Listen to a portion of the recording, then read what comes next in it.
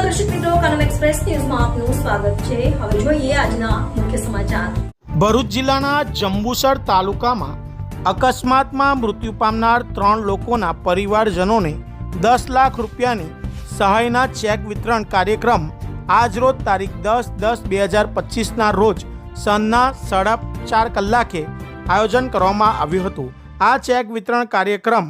જંબુસર મામલતદાર કચેરી ખાતે આયોજિત કરવામાં આવ્યો હતો, જેમાં જંબુસર આમોદ મત વિસ્તારના ધારાસભ્ય દેવકિશોર સ્વામીના વરદ હસ્તે આ ચેક વિતરણ કરવામાં આવ્યું હતું। આ પ્રસંગે જંબુસર મામલતદાર શ્રી, જંબુસર શહેર ભારતીય જનતા પાર્ટી પ્રમુખ મનનભાઈ પટેલ, જંબુસર નગરપાલિકા પ્રમુખ શ્રીમતી અમીષાબેન વિરેનભાઈ શાહ સહિત જે લોકો મૃત્યુ પામ્યા છે તે લેવા લાભાર્થીઓના કુટુંબજનો,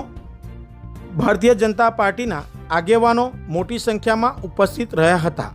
અને મૃતકોના પરિવારજનોને ચેક વિતરણનો સહાય આપવામાં આવ્યો હતો। ગુજરાત રાજ્યના મુખ્યમંત્રી ભૂપેન્દ્રભાઈ પટેલના રાહત ફંડમાંથી જંબુસર આમોદ મત વિસ્તારના ધારાસભ્ય દેવકિશોર સ્વામીના અથગ્ન પ્રયત્નથી આ સહાય મંજૂર કરવામાં આવી છે અને અત્યાર સુધી કુલ 55 લાખ રૂપિયાની ઉપરની રકમનું ચેક વિતરણ કાર્યક્રમ યોજાયો છે અને હજુ પણ કેટલાક ચેક વિતરણ કરવાના બાકી છે। તેથી સહાય મેળવનાર પરિવારજનોએ ધારાસભ્યશ્રી તેમજ મુખ્યમંત્રીનો આભાર વ્યક્ત કર્યો હતો। જંબુસર મામલતદાર ઓફિસ ખાતે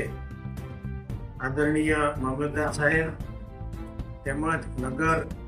પાલિકાના પ્રમુખ બેન શ્રી અમીષાબેન તેમજ શહેરના પ્રમુખ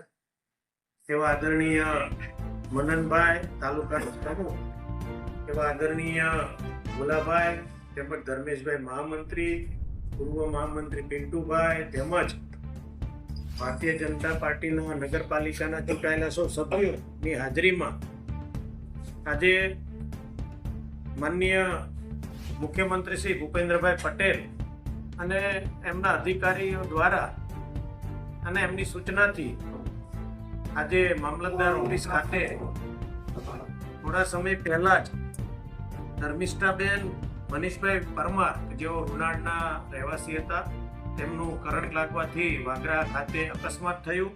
તેમજ સંકેતભાઈ કિશોરભાઈ જડિયા સોની ચકલાલ જંબુસર, એમનું પણ આમોદ નજીક એક્સિડન્ટ થવાથી તત્કાલ જગ્યા પર તેમનું મૃત્યુ થયું હતું, તેમજ દક્ષેશભાઈ સંજયભાઈ પટેલ ને પણ તેઓને સરદારપુરા અકસ્માત થવાથી એમને મૃત્યુ થયું અને એના ભાગરૂપે આજે સરકાર દ્વારા ખૂબ જ ટૂંક સમયની અંદર રૂપિયા 4 લાખ અને 2 લાખ એવી રીતે એમના પરિવારોને મામલતદાર સાહેબની અધ્યક્ષતામાં આજે ચેક વિતરણ કરવામાં આવ્યું। તો એ નિમિત્તે હું ગુજરાત સરકારનો ખૂબ ખૂબ આભાર વ્યક્ત કરું છું, માનનીય ભૂપેન્દ્રભાઈ પટેલ તેમજ ગુજરાતના